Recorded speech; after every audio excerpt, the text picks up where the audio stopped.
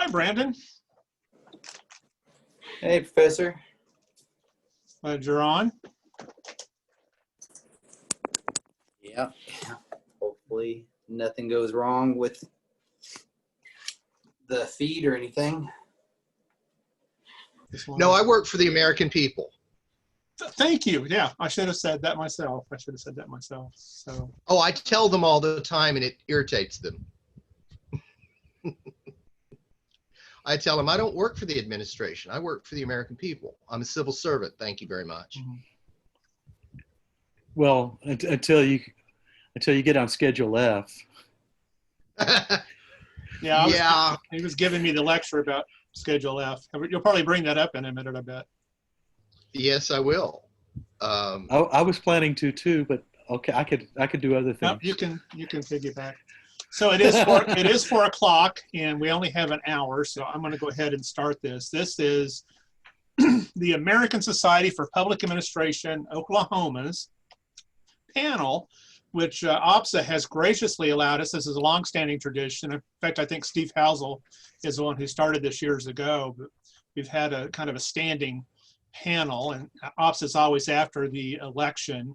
So I thought our esteemed conference chair, Shanna Padgham, who I see is on here, asked me to do this, and I thought getting a roundtable discussion would be wonderful. And I also thought it'd be kind of fun. Most of the panelists that I've asked on here have some association to Oklahoma, and I thought I was going to be mindless and just get people from at least across the state or across the country. And so we have several of my old associates here and some of my favorite students.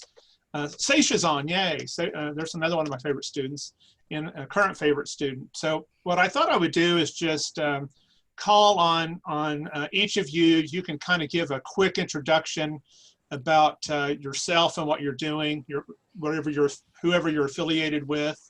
I'll start, it's just because it's alphabetical here. I'll start with my oldest and dearest friend, Chris Barnes, who works for the State Department, but is actually here representing today the American Federation of Government Employees, Local 1534. So Chris, you want to give a quick introduction to yourself and maybe a 3-minute statement about things? Okay. I am probably the only person that you will ever meet in your life that worked for the city, the county, the state, and now the federal government. I'm currently I'm the first vice president of American Federation of Government Employees, Local 1534. I'm the first vice president. So what I do is represent the civil service union at the U.S. Department of State.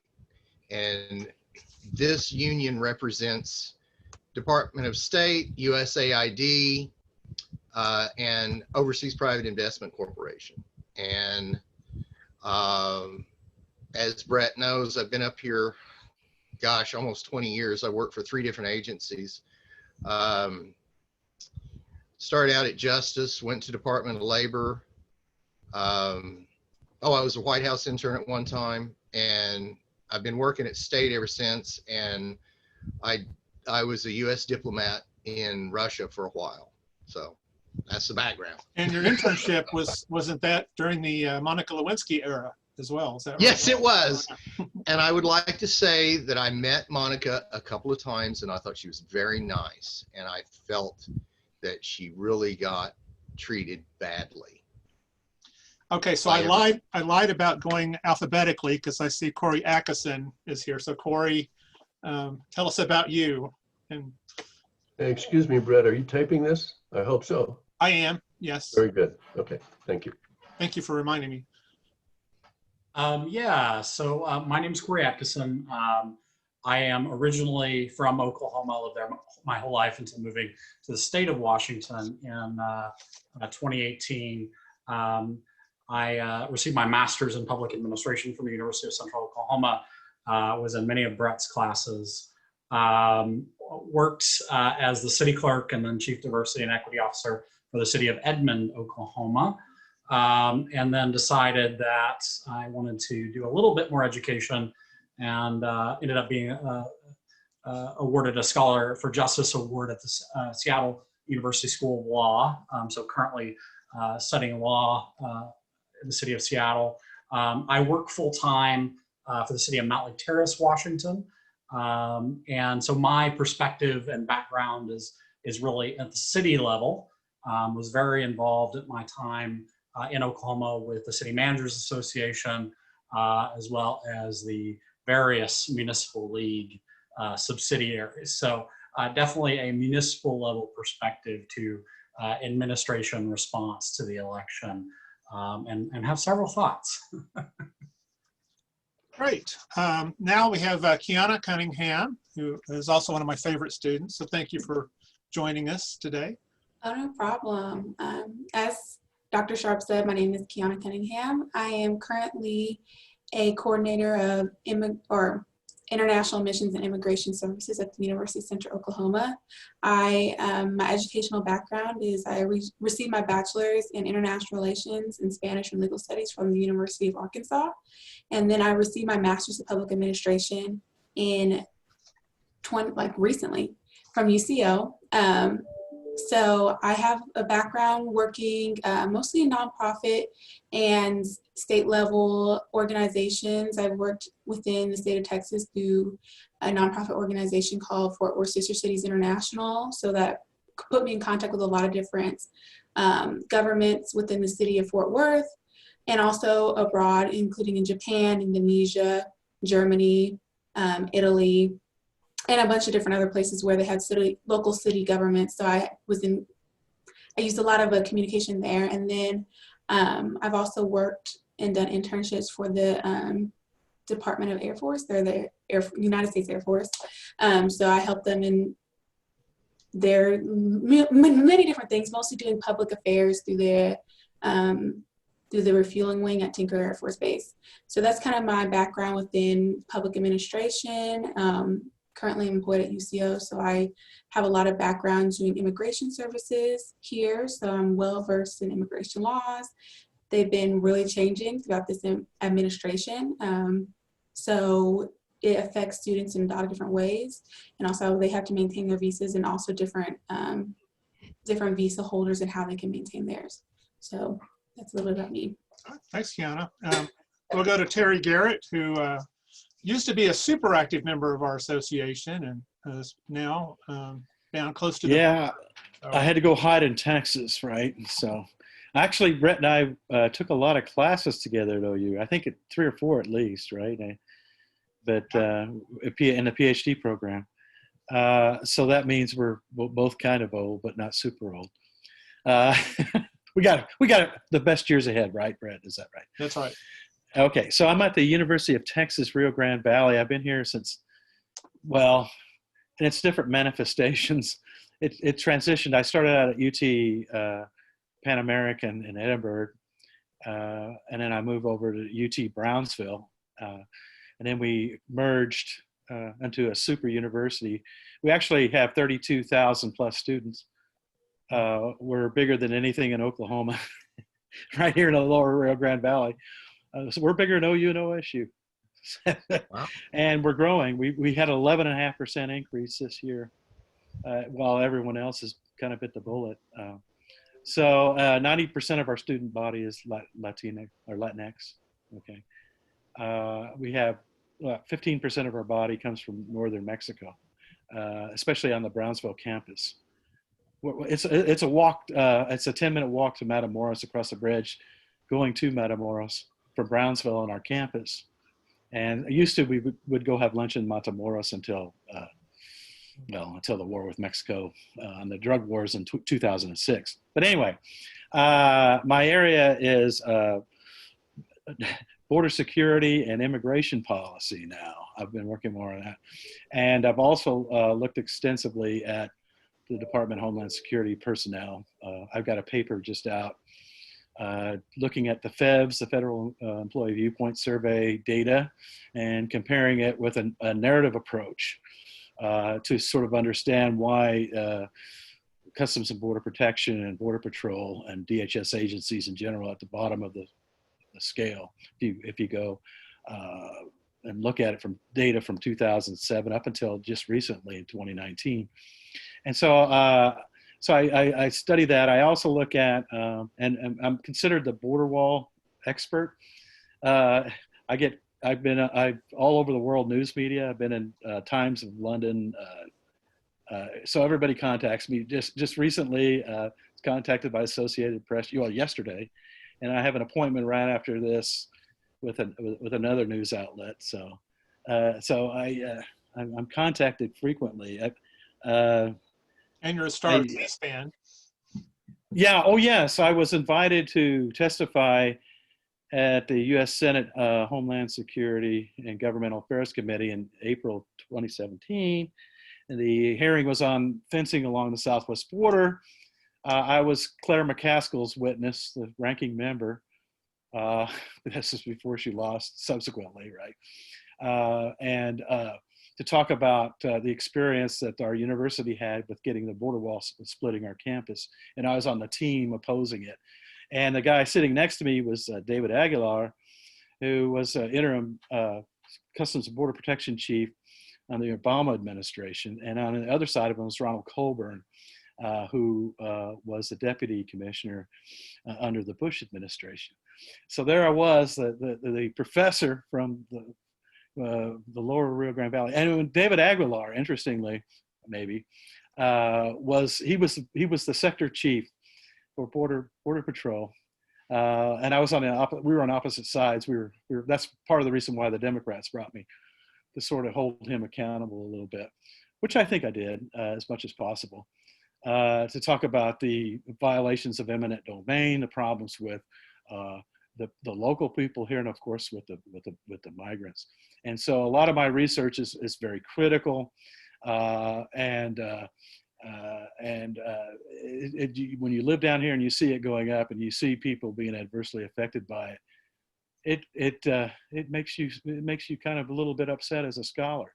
So you really need to grow where you're planted. So that's what I think what I've done, and that's my whole outlook on things. So I'll just stop right there. All right, thanks, Terry.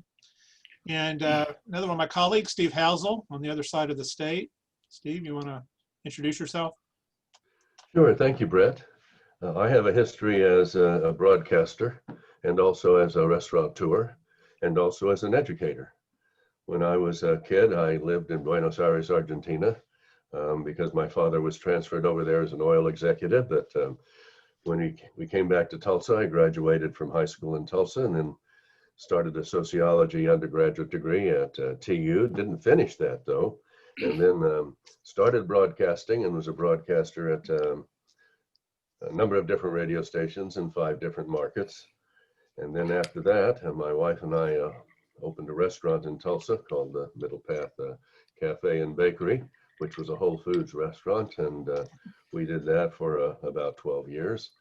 And when all of that was over, she and I decided to go back to school. So we moved to Norman and finished our undergraduate degrees, and I got a master's of public administration, and that's where Brett and I met each other, and earned a PhD, and then came back to Tulsa and started as an adjunct professor at RSU and worked for 3 years at a Central High School in Tulsa, and then RSU began an undergraduate degree in public administration, and so they hired me to direct that. And so I've been at the RSU for 12 years.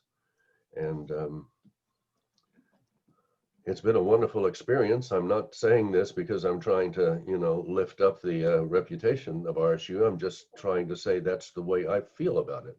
I feel very fortunate to work with the colleagues that I have been able to work with. And Brett and I have done some we wrote a chapter together, and we wrote an article about public administration and some failures here in Oklahoma that was published in a well-known national journal. And so, and I know that Chris Barnes recognized the Middle Path Cafe because we used to run around in Tulsa. Mm-hmm. So let's see, and then another one of my favorite students, Sasha Prima Shah. If you're there, you'll need to unmic yourself. But Seisha is one of my favorite people. She's got all kinds of cool things. You'll have to get me updated, but she's been involved with the Democratic Party here, and she's obviously African American, but she's also got some affiliations with several of our tribes here. So Seisha, can you hear me? Yes, Hey, absolutely. there you are. Yeah, I don't have Tell my us about camera yourself. on. Yeah, I don't have my camera on because Tuesday was election day, so I'm still trying to recover from a lot of the races that went on. But as as Dr. Sharp had mentioned, I am Seisha Primo Shaw. I'm a student of the were we the first class for the MPA program? Probably. Graduate program? Yeah, back in 2013. Yeah, that was a great program. I see that two of my favorite professors are online, Dr. Hart and Dr. Overman. Dr. Hart gave me a time in budgeting, but it made me a better person in the long run. So, there's that. But yeah, I'm excited to be here. I do work with the Oklahoma Democratic Party, and I'm the president of the Young Democrats of Oklahoma. And what else? I work with the Native Organizers Alliance, which is out of Seattle, Washington. It's like a national organizing organization for getting Native communities involved. And then I also worked with the Yes on 805 campaign with the Terrence Crutcher Foundation up in Tulsa. So I do quite a few things within the political realm. So I'm just excited to be here and to, converse with the rest of you. And yeah. Oh, and I also wanted to mention I got my undergrad from Oklahoma City University in not public administration, political science and history. So I've been involved with politics for almost 12 years now. So, yeah. Great, thanks. And we have Brandon Shorter, who's one of my current students. So Brandon, you want to tell everybody a little bit about yourself? Yeah, my name's Brandon Shorter. I started back school this semester after graduating in 2015, got my English degree. Took this opportunity with everything that's going on with COVID to transition into hopefully a new career. And the plan is to go to law school, but the more I listen to Professor Sharp, I'm starting public administration maybe. Nobody listens to me. Corey Atkinson right here can tell you that. So, all right, well, I'm just going to ask you, we don't know what the election, how it's going to turn out. It looks likely that it would be Biden, but we're not totally sure. Nobody's willing to call it yet. At least I'm looking at Politico.com. They haven't called it yet. So if any of you find out different, let us know midstream. But I'll just ask you guys, maybe Chris, you can start it off. What do you see as the future of the administrative state in the United States? Well, if Biden wins, God willing, I'm sorry, I'm very partisan. Like I said, I'm a union guy. I've seen what Trump has done to the public service, so I'm very partisan. So just, that's the way I am. If Trump actually wins, I see the civil service being absolutely devastated. He has already signed 3 executive orders. One of them, let's see, it reduces the time it takes to fire someone, because you need to have a civil service where you can't just walk up and fire someone over a political thing. And there's a reason why we have a system. It goes back to the Pendleton Act. And of course, they'll take away all the union's time. They've already done that. And then the other thing, of course, is what Terrence mentioned. He's come up with a new thing. We have in the the civil service, you have civil servants, traditional civil servants, and then you have these things called Schedule Cs, which are political appointees, and they serve at the pleasure of the president. What Trump has done is signed a new executive order, which has created a Schedule F. And that basically, they can pull under this executive order all these people under the Schedule F and basically make them political appointees. And they're not going to have any ability to unionize. They're not going to be represented. And they're going to basically serve at the pleasure of the president. And we already have that, but with Schedule Cs. So it basically makes all these policy people scared, because in the civil service now, if someone comes up to you and says, you know, I want you to do this, you know, and you can say to them, listen, I can't do that because it's illegal. And you can show them the policy, and, you know, they can't just up and fire you. Well, if you're a Schedule C or a Schedule F, and Terrence, you correct me if I'm wrong on this. I mean, you may know a little bit more about this than I do. I haven't actually delved into the nuts and bolts of the executive order, but it's certainly going to be able to they will be able to fire you quicker. That's true. And if you're a civil servant, you know, most people have kids and a mortgage and everything else. And if you're looking at, okay, should I do the right thing, or should I keep my mouth shut and do what they tell me? You have no protection. So it's going to be back to the spoils system. Exactly right. So as a reminder, it's a roundtable discussion. So feel free to interrupt each other and get your points across. If it gets too tangled, I'll try to intervene.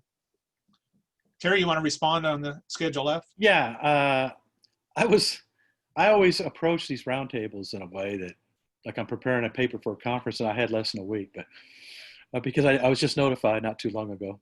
Thanks, Brett. But anyway, no, I appreciate it. I have a tentative title, and here it is: Firing Fauci during the COVID-19 pandemic spectacle. Trump gives a big fat Schedule F to federal employees. Okay, you like that title? Yeah. Yeah. Okay. Okay. So he, even at his rally he had in Florida last week, right?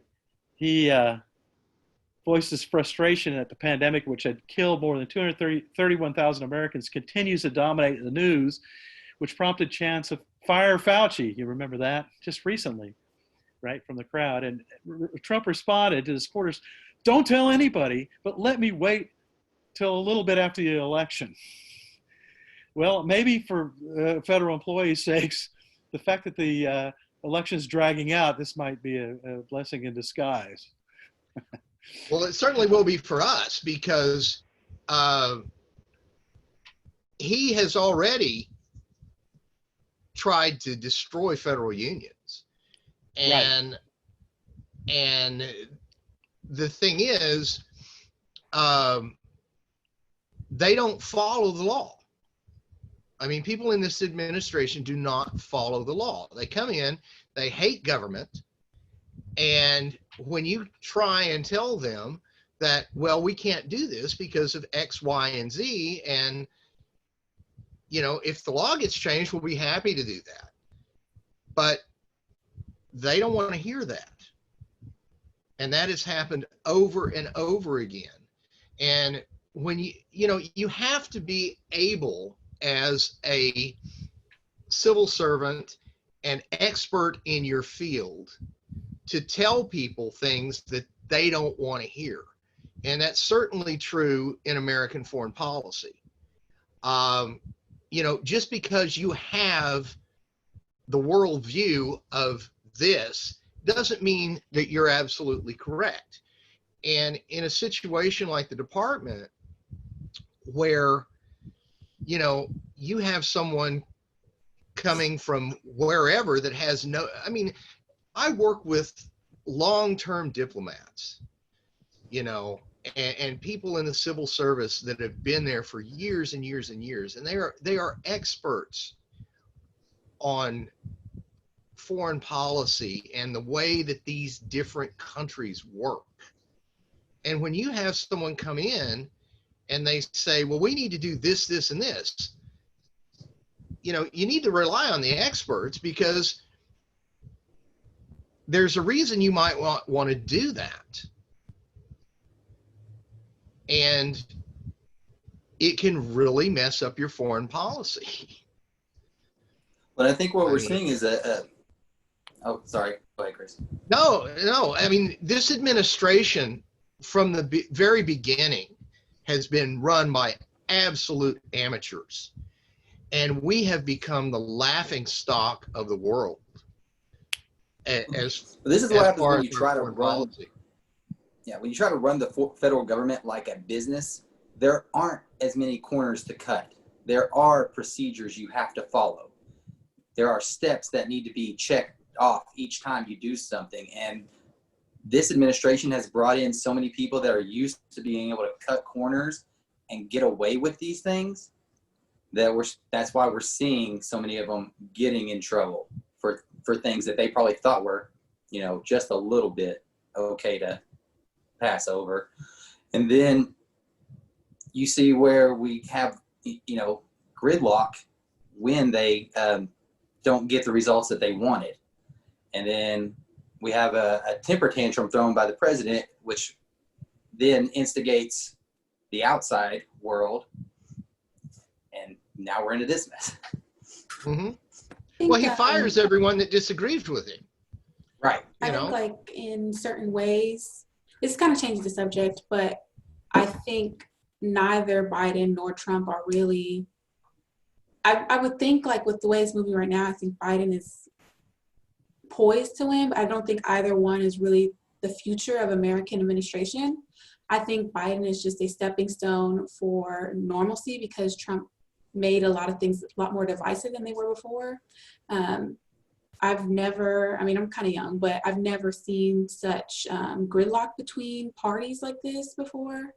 And it's like almost to the point, it's like kind of like Family Ties, you know, if you've seen the show, where you have one generation who's very conservative from back in the 80s, and you have another generation who's not. And I mean, it's not everywhere, but that's what you're getting. And you have these polar opposites that are coming together. So I think Biden is just a stepping stone, but ultimately the issue that I see right now is that you have the same people who were in Congress in the 70s or the 80s who are still making decisions for the government, and they're basing everything based off of that. So, I mean, going forward, yes, Biden can help to make government like trustable again, but ultimately the state of administration, and there's not going to be a change unless there is legitimate change within Congress and the administration to bring in different people. Because I think like Pelosi, McConnell, all of them, Schumer have been there for a very, very long time. And many times people don't even, I heard from people that they didn't even want to vote certain people because they vote with Pelosi, instead of really listening to what they're doing. And they're not going to, because whenever you have people like McConnell who are there for a long time, or Pelosi, they're just going to keep voting for them because they know them, instead of providing new areas to enter into the administrative state. And ultimately, it's not going to change. If they stay, it's not going to change. People are still going to vote for who they know and what they know. And Corey? I agree.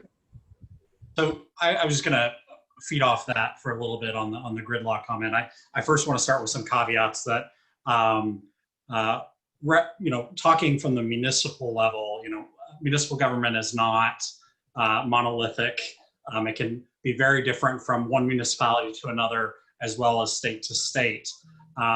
Second of which, I'm not speaking on behalf of the institution I work for. I'm speaking for myself. And Also that, local government officials, particularly high-ranking ones, we follow the ICMA Code of Ethics, which dictates that we have to be at least outwardly nonpartisan. So I really can't speak into preferences here. But the comment about gridlock is very appreciated because even where we're looking today at election results, what we know is it is very likely that we are going to have some layer of split control between the legislature and the presidency. Either we're going to be in the status quo we were in, or we're going to be in a Biden presidency with a likely Republican Senate. Of course, with both Senate seats in Georgia now likely heading to a runoff, that means that's an election in January, and it's potentially there that the Democrats could win a 50 seat Senate with Kamala Harris providing the 51st vote. But that's the best case scenario. And what cities are really looking at right now is that we're in a status quo gridlock government. And we're particularly concerned about that. I can't speak to what's happening in Oklahoma, but in Washington state, there are employees that have been laid off. I know in my own city, we've had 150 employees laid off in a tiny 20,000 city population-wise. We probably have maybe 350 employees total before the layoffs. Now, most of that was our recreation division, based on the idea that people weren't coming in for recreation, but there's still a ton of people that are now on unemployment and not providing resources to people for childcare and other things. And really where the local government was concerned was this next round of stimulus. And as you may be aware, the conversation from the Republican side has been, we don't want to provide more funding for cities and states. We don't want to, excuse the excess in liberal states and provide them more money for their budget constraints.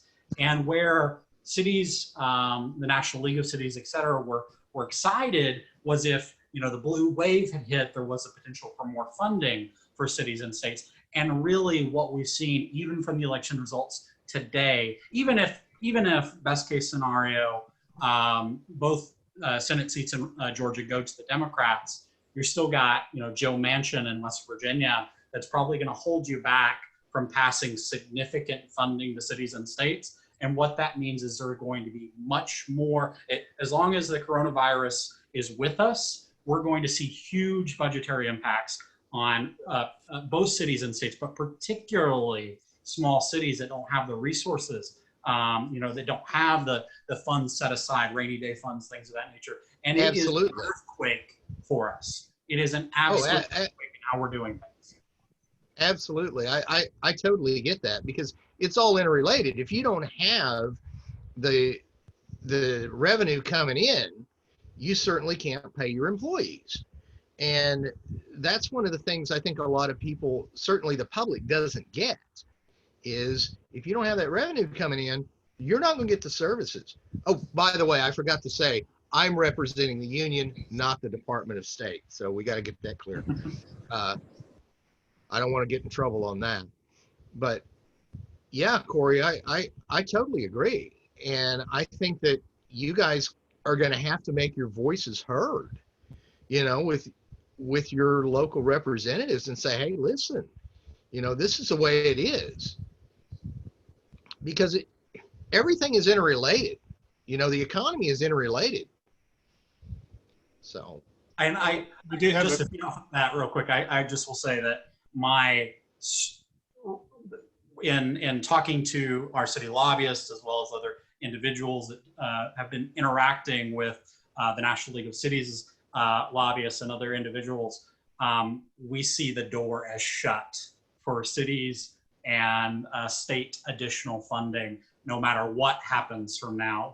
There was not enough of a wave to bring it there. You will see additional funding for coronavirus relief in PPE and other things, but we are almost positive that we will not see funds for budget purposes for cities and states. And that is going to have a big impact on local government employees. And then you're going to put those people that are now going to be applying for state jobs, that are now going to be applying for federal jobs, making those jobs much more competitive. It is going to be a very interesting time to be in government work. So we do have a comment question from our audience here. And maybe Steve, you can respond to this. Bringing back the spoil system as a blade that cuts both ways. If Trump wields it, he'll fire professional civil servants that tell him what he doesn't want to hear. If Biden wins, should he rescind that executive order so he is unable to do the same? And of course, Terry says that Biden will likely cancel that. But what do you think, Steve? I think he will because of his history. He's very committed to working with and assisting his fellow citizens.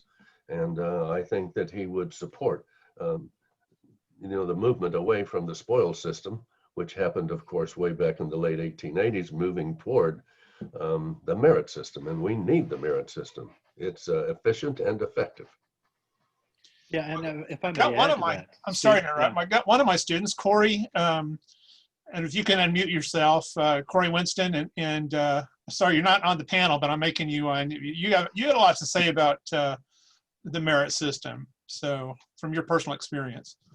Yep. So personally, I am a current employee for the state of Oklahoma, and for the Oklahoma Employment Security Commission, which has lately been in the news because we administer the unemployment insurance program for the state. But yeah, so recently, a senator earlier this year, as I stated in my question, proposed a bill that will modernize the merit protection system, which will, the bill as authored would essentially get rid of merit protection for all positions in the state of Oklahoma.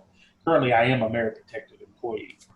And so a lot of my coworkers, we've kind of discussed this at length and talked about, and I've been on both sides of the fence. I've been an unclassified employee and I've been a classified employee.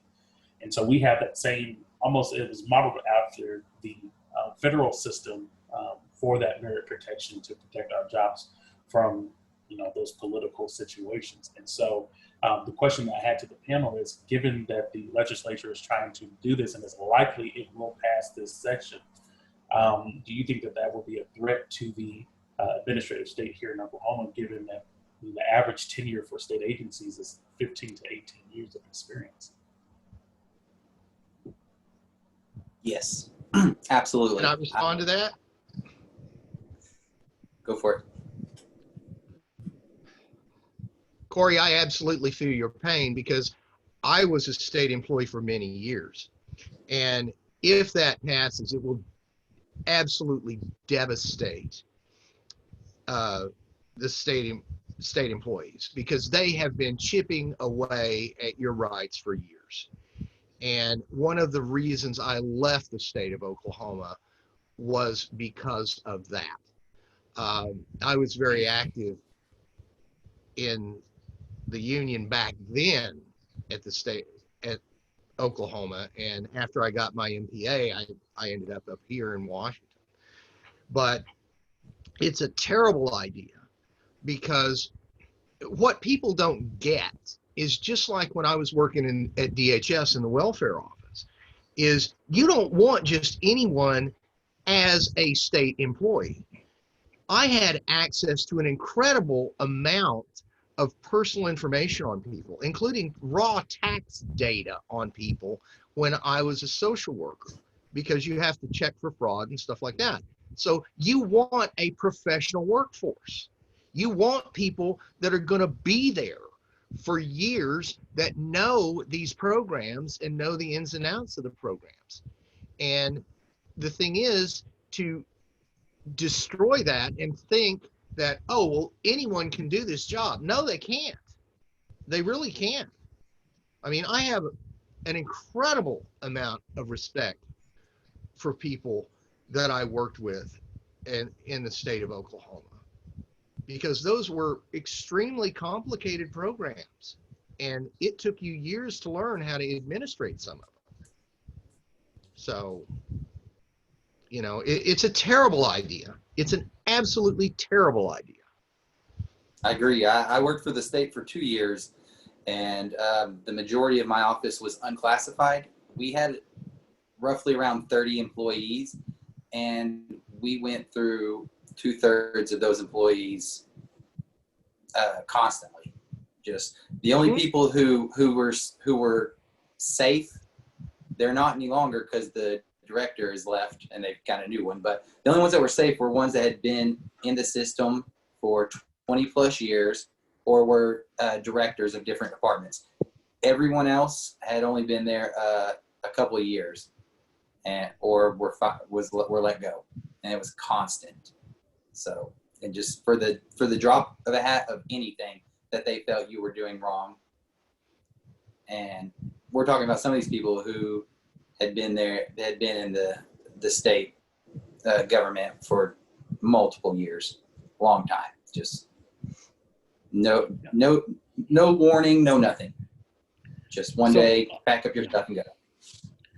So I was gonna make a point earlier if I could, and I'm going back to the federal, but what Trump's doing now has been attempted previously. George W. Bush, when he created Department of Homeland Security back in 2003, did a lot of the same things that Trump's trying to do, or attempting to do now.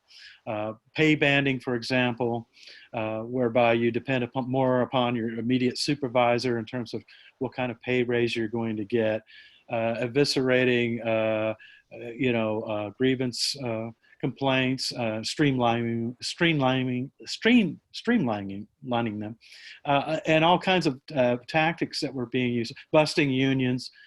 So this is like the AFGE, right? They were really, then they fought successfully for the most part, although they created two sort of abominations in the National Border Patrol Council and the National Immigration Customs Enforcement Council. I mean, they're both, by the way, the first two unions ever to endorse a Republican for president. That was again, and they've done it again this year.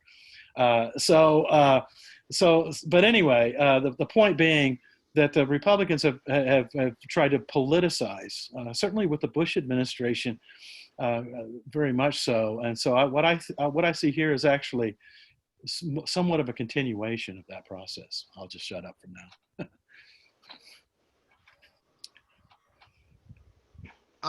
I certainly agree with you. One of the things that they did with Homeland Security was they didn't even give them a lot of the benefits, and they've had to fight for that. Right. That just normal benefits.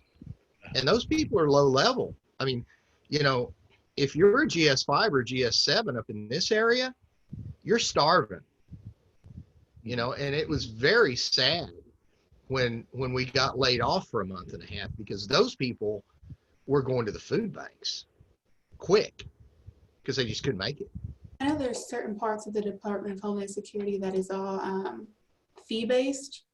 So any of their funding for their budgeting is all based on fees for immigrant fees or non-immigrant fees.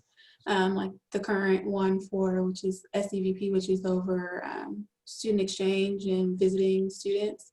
Their whole budget is fee-based. So really it affects the employees and it affects the non-immigrants who come for certain reasons. I know I've seen it go from $250 for students to apply for a visa. Now it's like almost $500, or $350 and then $500 for an F1.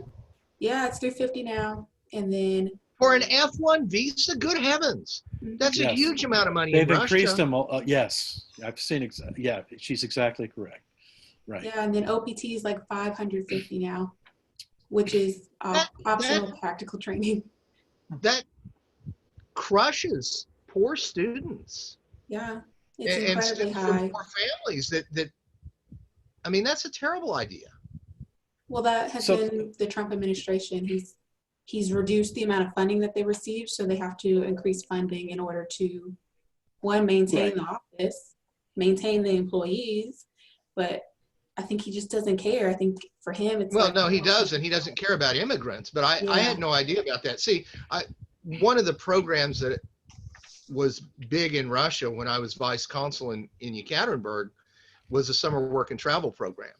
Mhm. And so I used to interview Russian students to come over to the United States.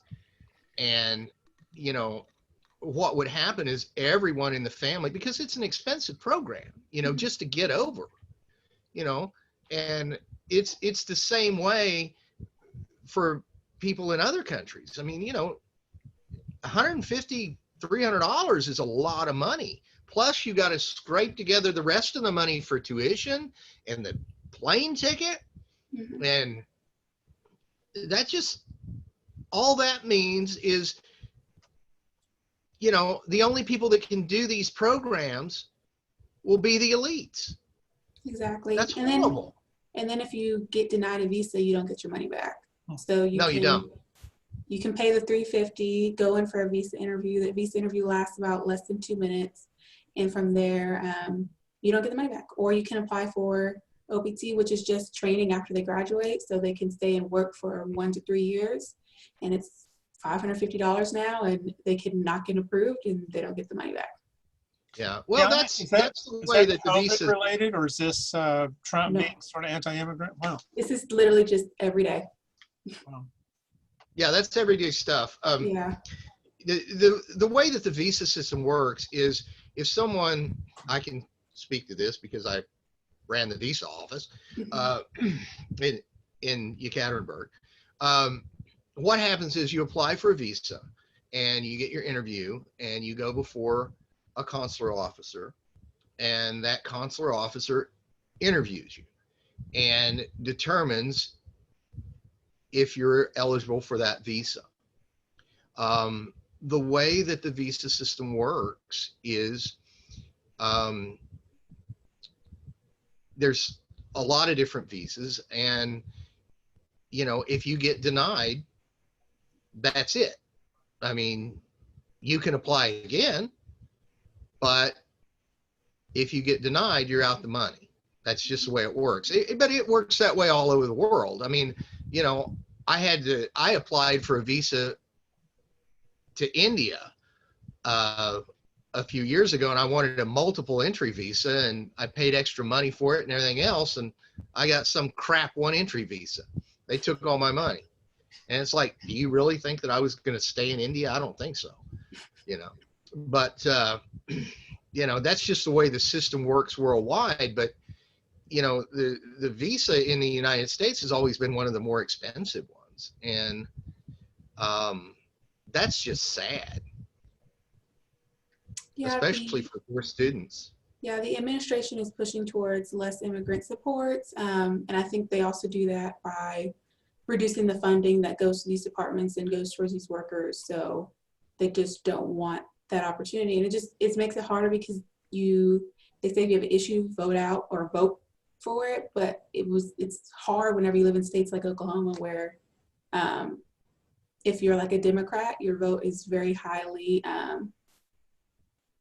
not really taken into consideration, I guess, because of the high volume of Republicans. And then also, I think this year was the first year I really felt like, I don't know if there was recent changes to Oklahoma's voting, but it seemed like it was like mass voter suppression.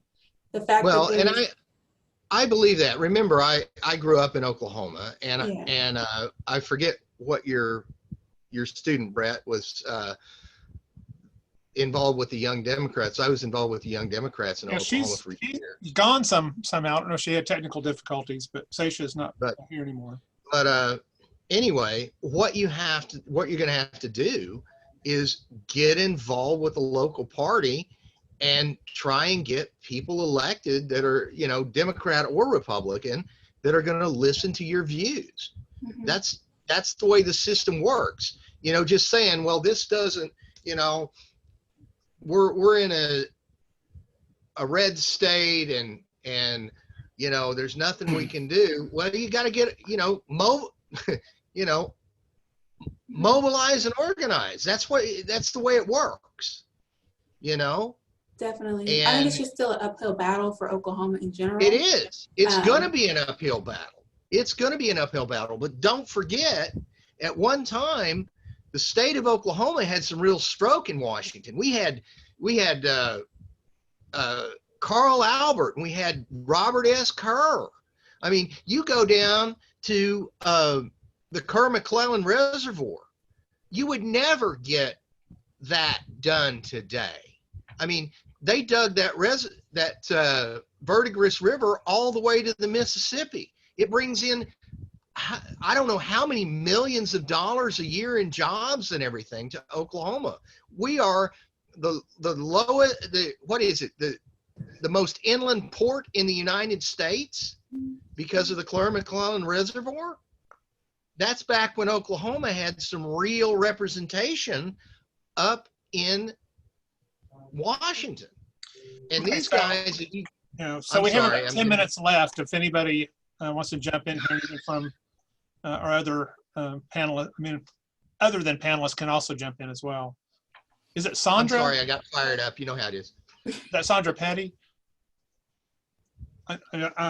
I just wanted to know your name because it just says Spetty on your thing. Yeah. So Yes, Sandra Petty. I'm sorry. it's all right.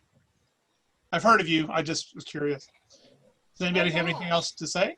We've got 10 minutes. Should I be worried about that? The Spetty? I said, should I be worried about that? You said you'd heard my name.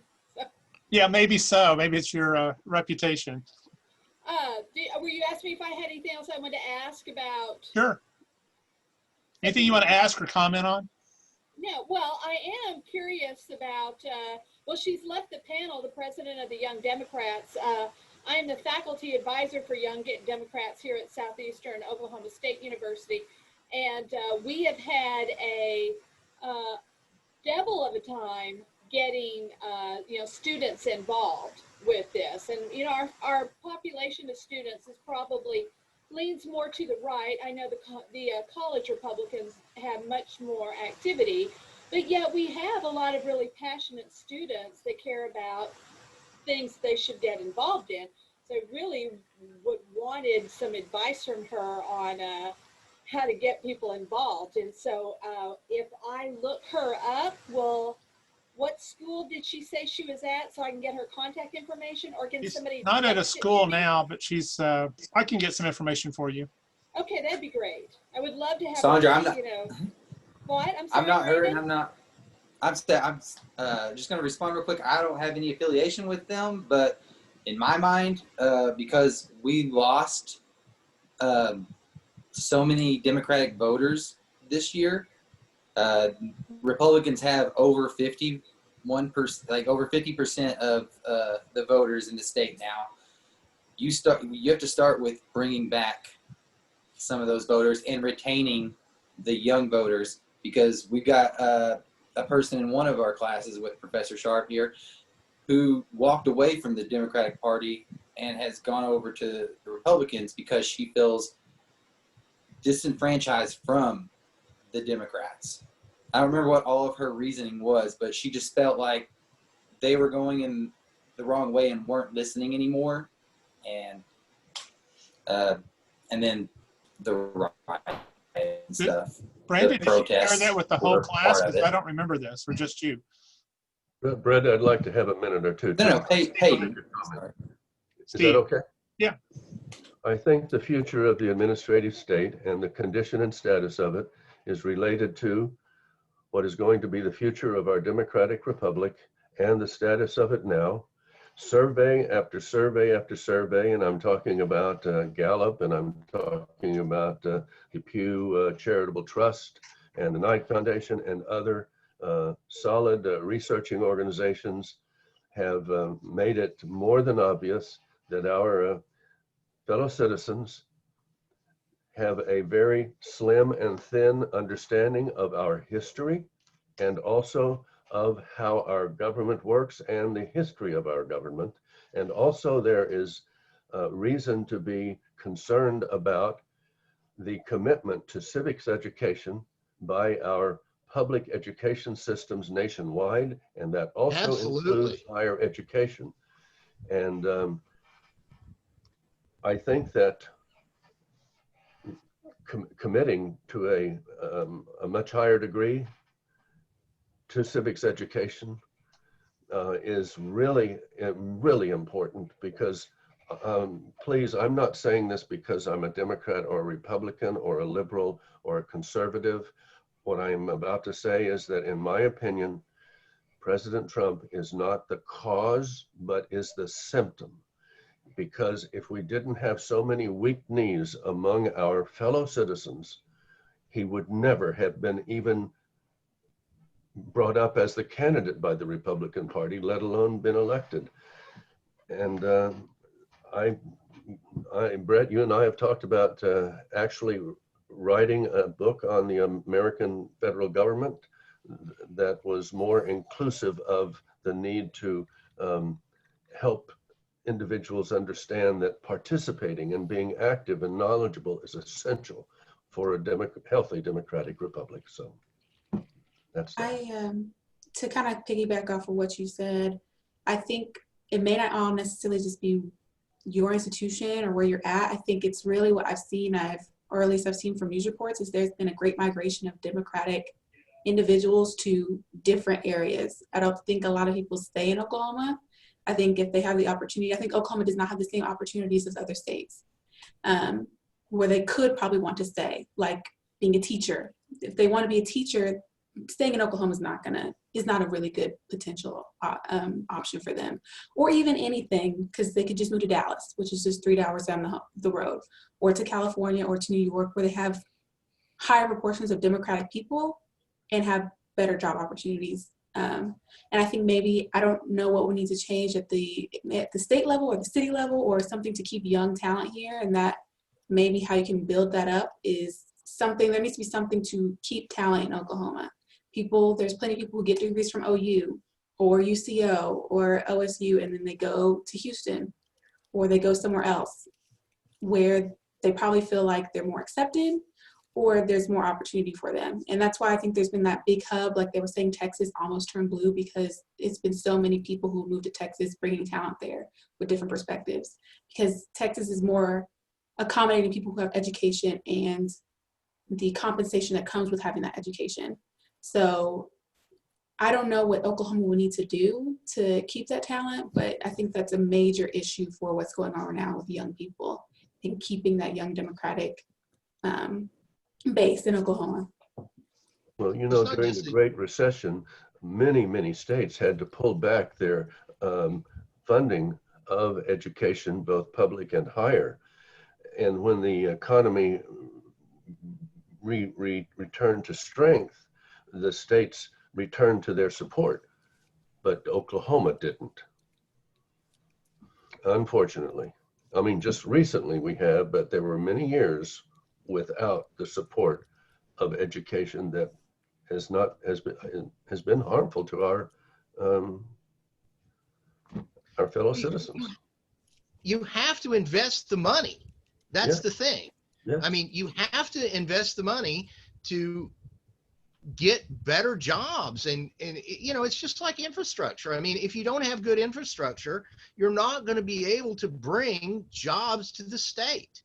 If you don't have a good educational system, someone like Amazon is not going to bring their top executives and start something here. I mean, the Amazon place that went over here in Arlington, their minimum jobs are like $150,000 a year. That's starting up here. How are you going to attract something like that to Oklahoma when people look around and they're like, oh my gosh, look at the educational system in Oklahoma. What am I going to do here? Do I want my kids to go to school here? So it looks like we have time for maybe one more comment, and I'm going to ask Terry, could you respond to Jan Hart's question about what Biden would make in terms of public administration changes? Yeah. Oh, well, my dog's barking. Sorry. It just livens it all up. That's the home unit. No, I think that the follow up on the renewable energy, I think that's important. One of the things certainly I'm interested in is environmental industry versus industry. We've got a problem down here, just where we're at, with liquefied natural gas, and we have SpaceX down here. It launches rockets about 8 miles from my house. So and so launching rockets near concentrated liquefied natural gas and tankers that, if they're hit, they can set off like a 7 megaton bomb. Those kinds of things are really bad for the environment and for the public safety. And so increased awareness, increased emphasis on renewable energy for sure. I mean, I can walk outside right now, and we're one of the windiest places in the United States. Sorry, Oklahoma, but we're on the coast, and it constantly blows here. We've got these huge. There's a Spanish company called Acciona, but they're making all kinds of money. My home is entirely powered by wind power, 100%. So those kinds of initiatives need to be. I think that's what I was trying to get to with answering Jan's question. Those are the types of initiatives that we've got to keep going with. Otherwise, the liquefied natural gas. I mean, they're going to burn chemical. They're going to put arsenic and benzene and all kinds of nasty chemicals into our air, water, and ground down here. They're going to ruin South Padre Island. I live 15 minutes from South Padre Island. I live across the bay. This is the last place in Texas that hasn't been destroyed by the oil and gas industry, and they're already trying to put in 3 giant refineries down here. So and we're actually fighting it. I've written about this and published a couple of things. In fact, I'm invited to write a book chapter for a group out of Oregon and Washington to write about Texas and the Gulf Coast. But anyway, I think that is ground.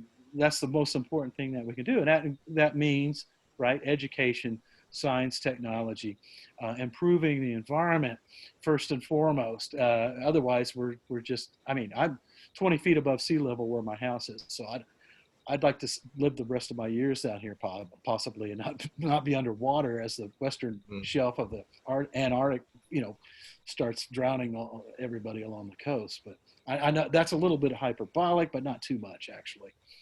Well, Terry, did you see that solar has surpassed oil and gas as the cheapest form of energy now? Solar is? Yeah. Yeah. Well, we got that down here too. It's also very sunny down here. Yes, we have a lot of solar as well. Texas actually is number 2 in wind and solar behind California. So No kidding, I didn't know that. Yeah, you wouldn't think that, right? Because of all the fossil fuels that we pump through fracking. We have that like Oklahoma does. Although right now they're starting to get earthquakes, but not on a scale that you have yet. And so one of the things they're doing, there's an Agua Dulce just north of here near Corpus Christi in Kingsville, Texas. They're fracking around that area, and they've got a pipeline. They've already run the pipeline down here, and it's going to run all the way to Veracruz, Mexico, about 500 miles south of here. It's already there. And so these LNG companies are going to try to tap into that. And once they do that, it's going to provide an environmental and an actual existential threat, to our existence down here. Because SpaceX, right, on Boca Chica, which is not far at all, as a crow flies, it's about 12 miles from my house. So, and those things do blow up on launches. And he's wanting to do a Starship, and they haven't even planned for that. And that could just blow us all to kingdom come. But anyway, if they get the terminals down here, that's their euphemism for refinery, and the Port of Brownsville will become natural gas central of the United States if they build these 3 refineries down here. So it's scary, and they haven't got it done yet. But this is Texas, and you talk about a pay-as-you-go, the Federal Energy Regulatory Commission, right? FERC. That's how they make their revenue, is by approving oil and gas pipelines, right? And so it's a terrible thing. It was actually invented during the Carter administration, to his everlasting shame. That's an incredible conflict of interest. No, that's exactly. So since 1987, they have only not approved an LNG or a natural gas pipeline in one instance, and that was Jordan Cove and Oregon, and that was 2016. But they're still back at it. They're still fighting in Oregon, just like we are down here. So yes, they're totally funded by approving, and of course it's a revolving door. between the oil and gas industry and FERC, right? A lot of these guys and gals that have been on the commission are all, of course, oil and gas Well, people, Well, that's or a sign of some kind of energy. good, Huh? of a good panel as we're still talking. We're now way over, and Oh. we're overlapping with another panel. So Sorry. I want to thank everybody. I'm so proud of my students for holding their own with us long-winded professors. That was great. So everybody take care and stay healthy, everybody. Thank you, All Brett. right. Good to see you, Terry. Good to see all of Good to see you guys, Thanks everybody. for responding on such short notice. Yeah. Oh, you Thanks a bet. lot. Thank you. Well, Thanks have a for good Nice to inviting meet all y'all. Thanks. Professor, will you be able to talk tomorrow? Sure. Yeah. You want to talk now? I thought you had another panel. I'm not going to go to it. We can talk tomorrow. I'll be here. It was just about my progression with my next step, I guess. Oh, cool. Yeah, I'd love to do that. Let's just Really? remind me, and we'll because I'll be here all morning. We'll just jump on the normal Zoom time for the class. Okay. Does that work? Okay. That works. I appreciate it. Thanks, Brandon. Bye bye. Thanks so much. Thanks, Steve, my friend. Oh, absolutely, Brett. There's one. I'm sorry. more I had so many people on board. That's fine. I didn't know everybody would say yes. I'm so sorry that Seisha dropped out because she loves to talk. She would have a good perspective. Well, I want to talk to you sometime in the near future about a little piece that I wasn't Hey, able to. thanks for the award. Were you part of that? What do you They mean? presented me with the Distinguished Public Service Award this morning on behalf of ASPA at the OPSA conference. Well, bless their hearts. Yeah. Yes. Okay. Anyway, I'll well, be back in touch next couple of days anyway. all right. Okay. Take care. Bye-bye. Bye-bye.